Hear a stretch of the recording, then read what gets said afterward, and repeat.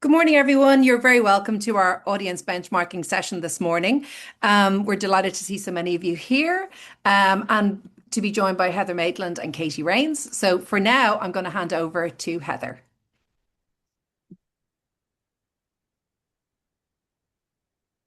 Heather, you're on mute. It's my touchpad. It plays up and doesn't work. Yeah, hello. That was short and sweet. Thank you very much, though, for organising all of this. We've got so much information to share with you.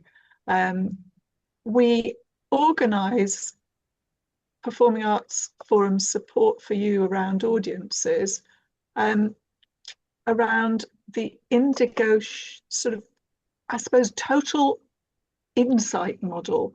It's a way of looking logically at audiences. So through four different approaches, four different lenses, I suppose. What I'm going to do shortly is focus on the top right-hand corner and look at how your audiences are behaving in relation to your organisations and to the arts in general. And then I'm going to pick up on the profile, the attitude and the impact stuff through the survey data. Brilliant. So I'm just going to leave. So what are we looking at? Here we go. So this has been going on for a while. It was called Audience Insights, but the Arts Council then called its research project Arts Insights, and everybody got confused. So we're going to call it Benchmarks from now on, but it is completely integrated with what happened before. It collects at least 12, few more, quite often, insights, benchmarks annually. And it means that we can go back to just before the pandemic and compare what happened trend-wise. It's based on what the Performing Arts Forum members asked for at the gathering in 2022. And then each year it adds something that's a current issue for the members. And this year it's social media. So what we're going to do is compare 2025 to 2019 and 2022 to 2024. So we've actually got 5 years of data now. It's box office data. So it's about ticket buyers and tickets, not about individuals. So it's about individual customers, I suppose we can call them. And I'm the only person who sees the participating organisations' individual data.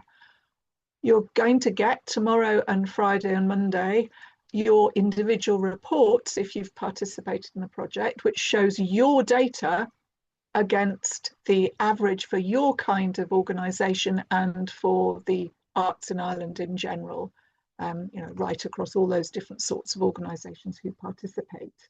We have got 7 festivals, 7 venues with more than 500 seats in at least one auditorium.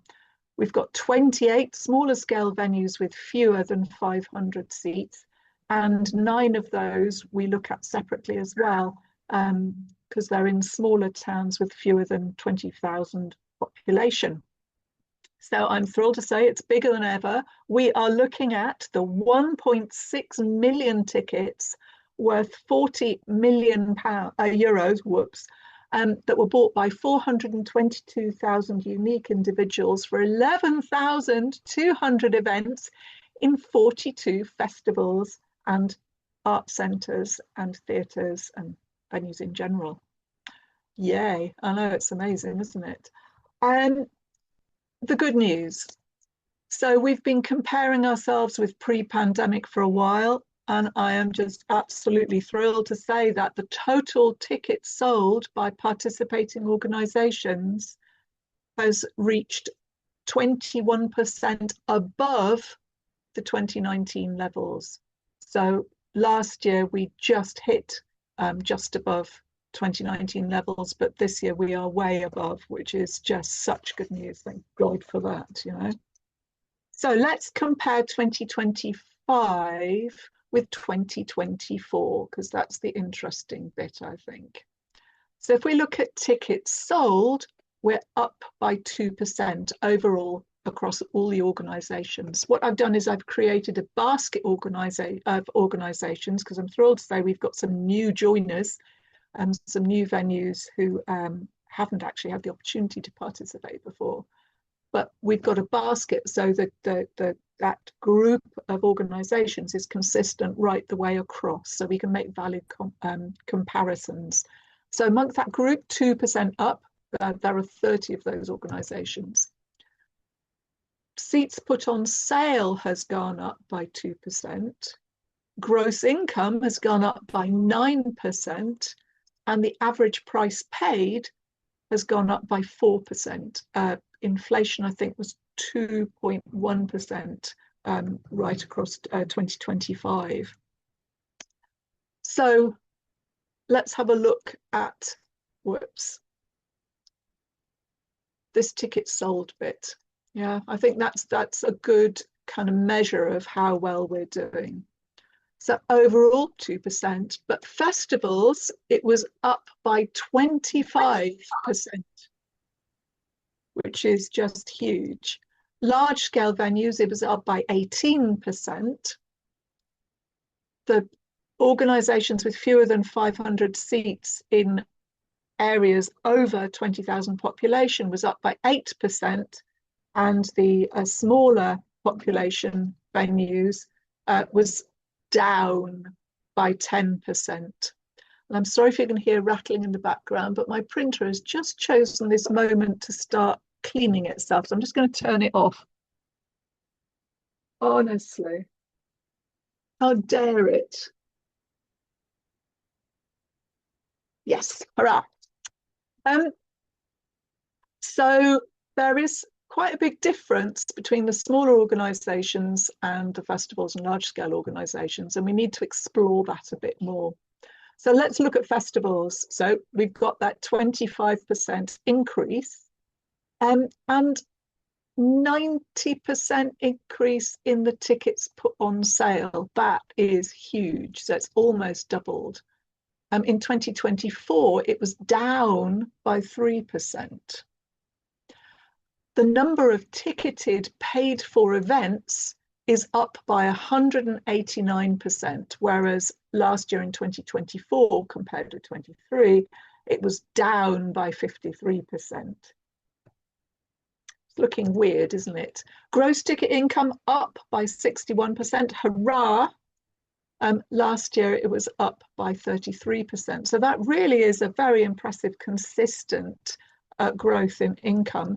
And it's all based around the increase in the ticket price that happened in 2024. And it's interesting to note that this year it's gone down. 2025, it's gone down again.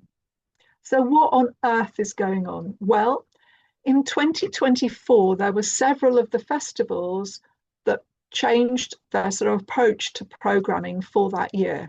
There were fewer ticketed events, but they were higher priced, larger scale paid for events, alongside a lot more bigger scale free events. In 2025, it shifted back again, so there were more paid for ticketed events and fewer free events, and those free events were smaller scale. So it's really worth digging into these benchmarks and thinking, why might my figures be looking like this? And of course, I'll put notes against the benchmark so you can see what you're comparing yourself with. So let's look at the large scale venues. Again, some really impressive continued growth. So tickets sold up by 18% in 2025, building on the increase of 25% in 2024. However, 2023 had been pretty dismal because of the lack of product. So we've gone down in terms of the number of paid for ticketed events, but that's because there was a huge growth in 2024 as all the stuff that had been hanging around post-pandemic actually came into fruition. In terms of tickets put on sale, that's 12% up, so slightly under the tickets sold. So that's really good. That shows that growth is a genuine growth. Previous year, that's on top of the 20% growth in 2024. So this is really, really exciting. I'm so relieved by these figures. Gross ticket income up by 36% on top of a 34% increase in 2024. So that's substantial. The average price paid is up by 13% on top of the 10% last year. So we've got an increase in audiences, an increase in income, even though we've actually got a pretty hefty increase in ticket price. So the level of inflation in 2024 was, floating around the 8% mark, but this year it's back to kind of quotes normal. So this isn't two years in a row above inflation increases. I'm going to come back to that because I'm not sure, but I think there's something going on in terms of audience engagement that this might be influencing. So let's have a look at the venues, art centres mainly, but not all of them, under 500 seats in large urban areas, over 20,000 population. So 8% increase, 11% increase in the number of ticketed events. So more programme, 4% up in terms of the tickets put on sale. So not quite keeping up with the increase in the number of ticketed events, which implies that some of them are much smaller in terms of capacity. 10% increase in gross ticket income, hurrah! And average price, though, has stayed the same. So that growth in income is based on the growth in audiences. I think, again, the issue here, the growth in 2024 was around the shortage of touring product in 2023. But as with the festivals, that was recovered as with the large scale venues, that recovered in 2024. However, there is the most extraordinary range within this set of averages. So in terms of tickets sold, that ranges between a drop of 6% and an increase in 54%. The number of ticket events, we've got one venue that's got an increase of 151% in the number of events it puts on, and another that's got a drop of 10%. There are only 3, though, where the number of events has fallen. The tickets put on sale, it ranges between minus 20% and an increase of 27%. Gross ticket income, nobody has seen a drop in gross ticket income, thank goodness. But we've got one organisation, one venue that's got an increase of 30%. And the average price paid ranges between a drop of 38% and an increase in 15%. So what is driving this range? Well, the thing that's definite is that there are 3 venues with some extremes that have changed their artistic policy quite dramatically. One of them has gone for a far more smaller capacity events at much lower prices, and that's driven a big increase in tickets sold. They're the kind of highest in terms of increase in tickets sold, but the much lower prices means that they've had a drop in gross income. Another venue has doubled the number of its events. Many of them are at much smaller capacity. It's reduced its prices, but by a much smaller amount, and its gross income is up, but not as far up as the number of tickets sold. And then we've got the venue that has sustained its programming, but simply dropped its ticket price by 15%. The number of tickets sold has increased, but by nowhere near enough to cover that drop in income. So they're at the bottom end of the gross ticket income. I think the lesson there is that we need to think very carefully about pricing, and Katie's got some really, really interesting information to help us do that, which we'll talk about later. So let's look at this worrying figure for the tickets sold at the smaller population venues, a drop of 10%. So what is going on there?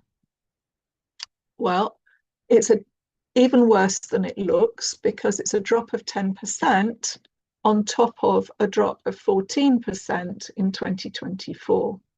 And it's about one thing and one thing only, and that is there isn't enough product available for these organisations. So they've seen a 58% drop in the number of events, a 9% drop in the tickets put on sale, and that compares to, that's on top of 12% in 2024.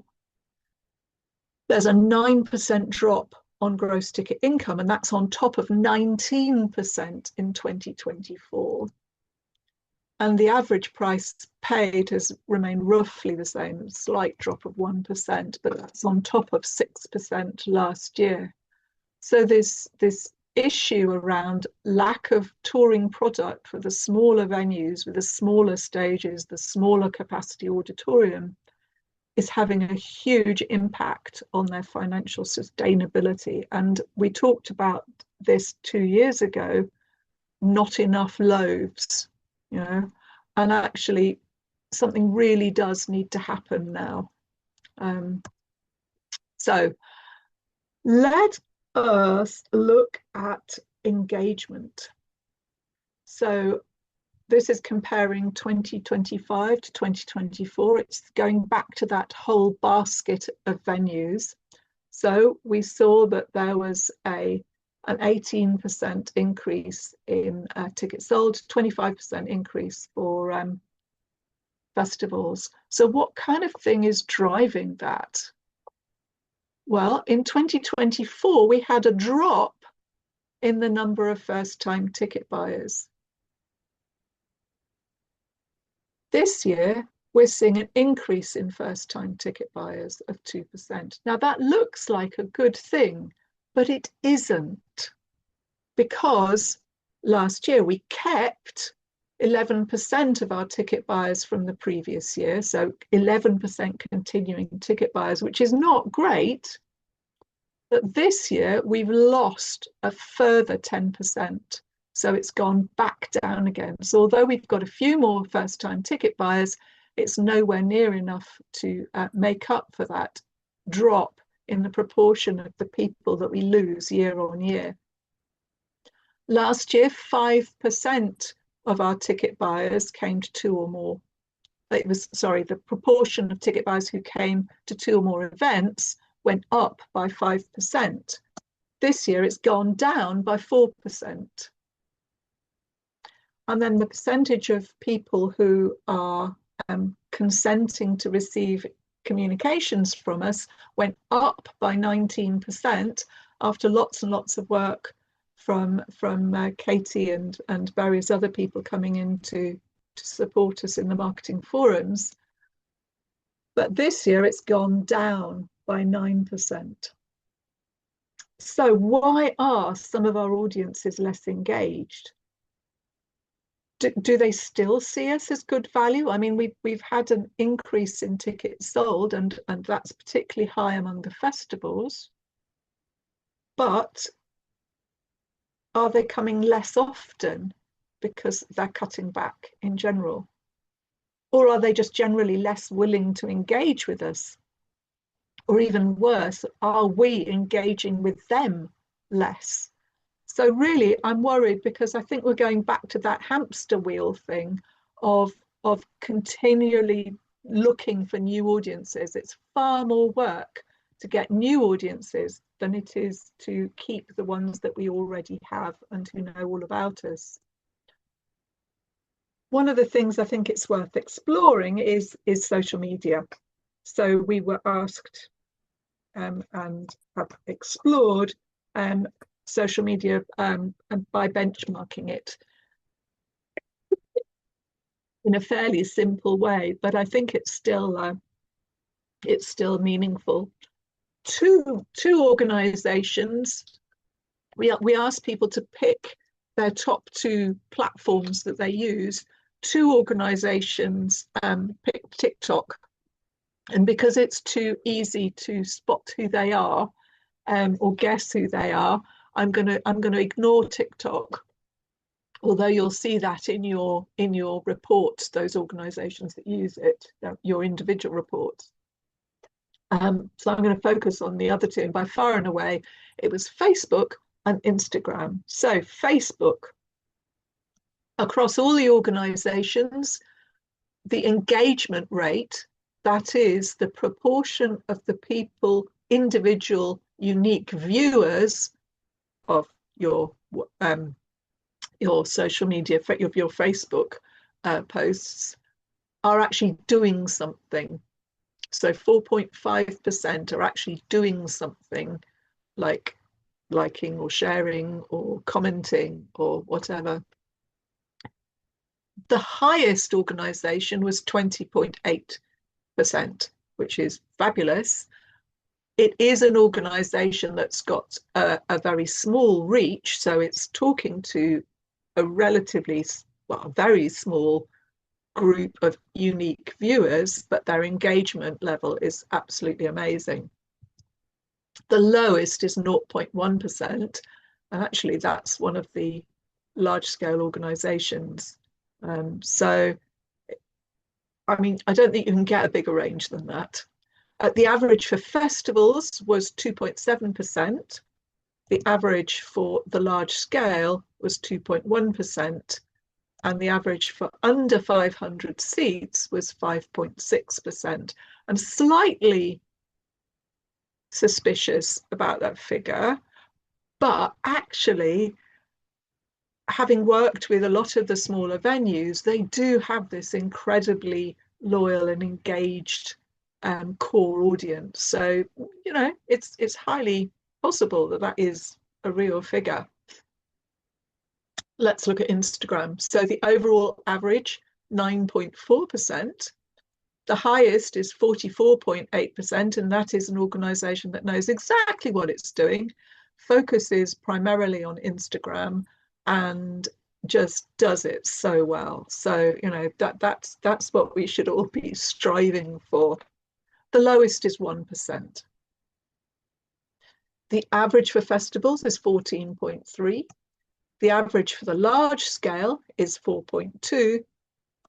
And the average for under 500 seats, again, with that relatively small number of unique viewers, but they're very highly engaged.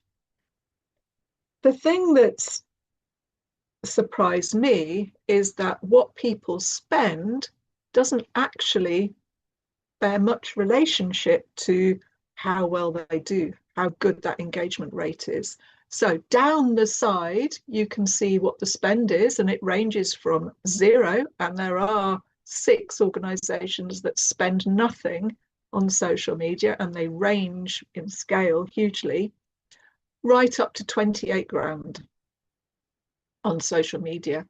Along the bottom is the seats put on sale. So I thought that was quite a good measure of the marketing task, you know, what we've got to try and achieve. And you can see that there's just this spread of spend and of scale. So it's not the big organizations necessarily spending most. I also think this chart shows that we haven't, as an industry, agreed on what our strategy is and what works and what doesn't work. It's pretty random. It's dots all over the place. So if we look at what people have achieved, and I think possibly a good comparison is what proportion of the seats put on sale were actually sold. So that's percentage capacity. And if we relate spend to percentage capacity, so spend is down the side, so the higher the dots are, the more they spend, and the percentage capacity is along the bottom. And you can see that, you know, there's a cluster where spend makes pretty much no difference, but the people spending more are probably, well, some of them are doing it really, really, really well, and others aren't. So for me, this says it's not about spend, it's about what you do with the money and how well you engage. So I think when you get your individual reports, it's going to be really interesting to see how you relate to this, and maybe working out which one of these dots is you, and working out whether you're spending enough, you know, the people trundling along the bottom, you know, maybe if they spent something on social media, things would happen. Certainly Catherine Griffin at Druidston said very strongly in her sessions on digital marketing that we now need to spend something on social media. But also those of you who are spending lots but are not at the far right-hand edge of the chart, maybe you need to think about how you're spending it. And certainly this is something we're going to look at with Performing Arts Forum over the coming year. Catherine's already done a fabulous webinar, which is available on the Performing Arts website for you to look at. And my goodness, it's slightly daunting, but extremely useful. So there we go, that's me. So some really quite big questions there around engagement, Katie. I'm going to stop sharing, and I'm hoping you've got some insights that will help us with that. Oh, we'll see. We'll have a look at what we've got. So let me see if this is going to work. You see that okay? Yeah. Great. Okay, so this is the kind of other side of the coin, really. So this is the results of the post-visit surveys. So 15 of you send out post-visit surveys that are all identical to each other so that we can benchmark them. And the data I'm going to show you covers exactly the same period that Heather's been looking at. So these are for shows between the 1st of January and the 31st of December 2025. So these are the organisations who took part, 15 organisations, and we generated over 21,000 responses, which is an increase of 54% from the previous year. So that's really good. We've got a really big data set. So yeah, 13 venues and 2 festivals, and a big shout out to Lime Tree and Mermaid, who got over 2,500 responses each. So that's really good. Now, it's worth saying I'm going to whiz through these slides so that we've got some time for questions and stuff at the end. But this is all available in a report. So, and we'll make sure that that's available for you to download after. So if things go whizzing past, don't worry. Obviously, you'll have the recording, but you'll also have the report. So as we've seen, it's going to try and colour in the other lenses that we're looking at here. So the first one we're going to look at is profile. So this is about who are our audiences and how representative are they of the population. So in terms of age, we can see that, no surprises, arts audiences, 53% of them are age 55 and over. So these are people who have been to an event. The way this works is the organisations who take part send the survey out to the bookers after the event. So they've hopefully gathered the email address of the booker when they've taken the booking, and they are sent it. So again, it's bookers that we're looking at. And you can argue that young people don't fill in surveys and all of that kind of stuff, which we can talk about, and that might account a little bit for it being older. But if you compare it to the island census, there is a big difference there between arts audiences and the population at large, which we can talk about. Where I haven't indicated any difference between 25 and 24, it's because there isn't anything significant to say. If there is a big difference between 24 and 25, I've indicated that.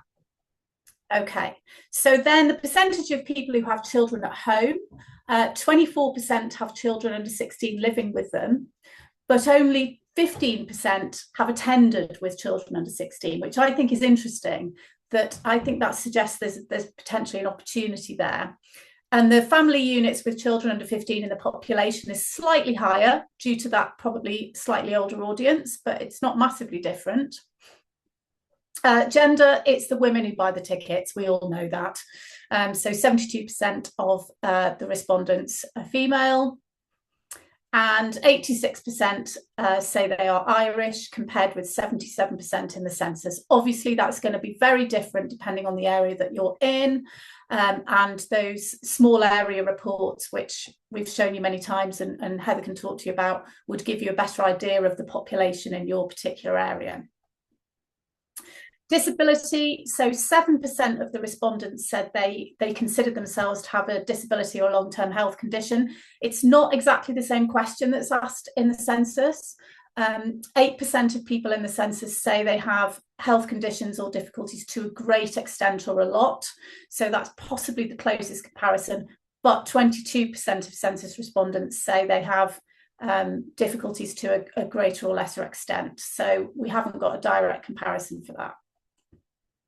Household income is a fairly even distribution. So we tell them what the average salary is in Ireland in the last year and ask them how their salary compares. We don't ask them what their salary is, we just ask them how it compares. So it's how they perceive their salary against that. And there's a pretty even spread, I have to say, a much more even spread than there is in the UK, which is encouraging for Ireland, but not for us. Okay, so moving on to behaviour. So obviously Heather's covered a lot of this already, but let's have a look at how some of the questions relate to behaviour as well. So what's their motivation to attend? And interestingly, obviously at the top is always, well, I've come to see this show. They can tick as many of these as they want. So that usually comes out top, or to see the particular performer. But I think it's really interesting that there's so many, 1 in 5 at least, saying that they're coming to spend time with friends and family, or because they love the particular art form. They've swapped places in the last year, so they've flipped around. But the social experience is still pretty high. Treat for a special occasions quite low, but as we'll see in a minute, that's higher with some audiences than others. And then when we had, if they ticked other, we asked them to tell us what that might be, and they sort of clustered around these 3 things. One was around Christmas, so a lot of people, it was about doing something together at Christmas. Another, it was about supporting the arts and feeling that they were supporting you. And another was around encouraging children. So there's a lot of that going on. Interestingly, there are some differences between returners and first timers. So in the survey, we asked people if that was their first visit, which means that we're able to see the differences. And the key differences here are that the returning visitors are the orange ones, and the first timers are the yellow ones. So returning visitors are much more likely to say that they're coming to see that particular production. It's still the highest for first timers, but it's not as high. But interestingly, the treat for a special occasion is higher for those first time attenders.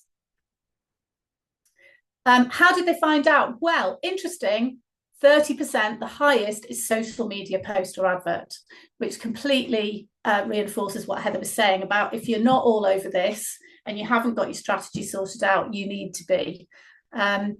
We've clustered these into these things I've put on the right. So venue sources, things that are generated by the venue, things that are online and offline. And it's interesting that the offline ones, which is something Heather's been saying for a while, that we need more visibility out in the real world. Actually, a higher proportion of people are saying they've seen something out in the real world. It's still pretty low, but that's gone up. And word of mouth is the same as it was the last year. And again, look, if you look at the first timers here, social media, obviously, because they can't be on your mailing list, because they're first timers, is much, much higher for first time attenders, as is recommended by friends or family at 27%. So you can see those are the things that are driving first time attendance. But social media still has a big role to play in getting people back again. So it's up there with email now as virtually equal. So in fact, it's just taken over that. And then this is the difference between families, those with children and those without children. Social media, again, possibly because people might be stuck in the evening, doom scrolling, because they're babysitting. Goodness knows why, or it might just be a younger demographic. But again, social media is working much harder for them than it is for your normal visitors. Traveling, I mean, this is going to be very specific to where you are, so I'm not going to dwell on this, but it's interesting to see car usage or people traveling by car. A petrol car has gone down by 5%, and hybrid or electric car up by 2%, and public transport and walking also up. So that's really good for sustainability. Average booking time. So this is the people who booked within a week of the attendance is up 3% since last year. So people are booking slightly later overall. But we've still got, a third of people booking over 4 weeks before the event. And a lot of this is to do with when you're able to put things on sale. And if you're confirming shows very, very late, obviously that's going to affect this a lot. So I suspect this is very variable from venue to venue, depending on when you can actually put things on sale. Booking time, there are some variations between all bookers and first timers in terms of why. We asked the people who booked late why that was. Interestingly, the biggest one is, I didn't know if I would be available. So for me, that is about your messaging around if you offer exchange or credit for people who then find out there's a parents' evening or goodness knows what that they now can't go. Are you offering that free? Are you offering ticket exchanges? Because when I've spoken to you before, a lot of you do. So make that more obvious, because then they can book with no risk. So then on to attitude. So the Net Promoter Score is 72, which, checking it with 2024, has gone up by 2. So this is the question where we ask them, how likely are you to recommend this organisation to a friend or colleague? And depending on what they score, this metric goes from -100 to +100. So a Net Promoter Score of 72 is higher than Apple, which is brilliant. And it's gone up from 70 in 2024. So you've got a really engaged audience who are 76% of them have given you 9 or 10 out of 10 in terms of likely to recommend you to others. And you've only got 4% who are called detractors. Now, bear in mind that they might have given you a 6. Now, if I give something a 6, I kind of go, that's all right. I wouldn't say that I was a detractor, but in this harsh scoring system, that is the case. So actually, that's really encouraging. There are differences between returners who give higher Net Promoter Scores. First timers are down at 65. Those with children at home, not much difference from the returners. So why is it those first timers are giving us a lower Net Promoter Score? Is it that they're just not engaged with us yet, so they don't feel that they want to tell other people? But it also suggests that we're not really wowing them on that first time for them to go, oh, I found this new venue, I found this new thing, and telling all their friends about it. And I'd encourage you to read these comments in the report, because there's lots of other bits and bobs in there about what people say. So on that slide, I've sort of put in the positive things. On this slide, we've put in the sort of more negative things. A lot of them are to do with pricing, heating and comfort, and seats in the venues, as you'd expect, and food and drink. So going on to the quality of the visit. So we have all kinds of ways in which we ask them to rate the quality of their visit, and they're able to say whether it was very poor through to excellent. And so you'll see that on the right-hand side of this graph, we've added up good or excellent. So you can see ease of access, 88%, seating, 84%, toilets, 90%. I'm surprised at that, because usually the toilets score lower. Bar, 85, and catering, as we know, a lot of you don't have a food or drink offer, but where it's there, people are rating it quite consistently much lower than everything else. And then the staff exceed everything. So if you could give our staff an overall rating, 96% of people say they were good or excellent.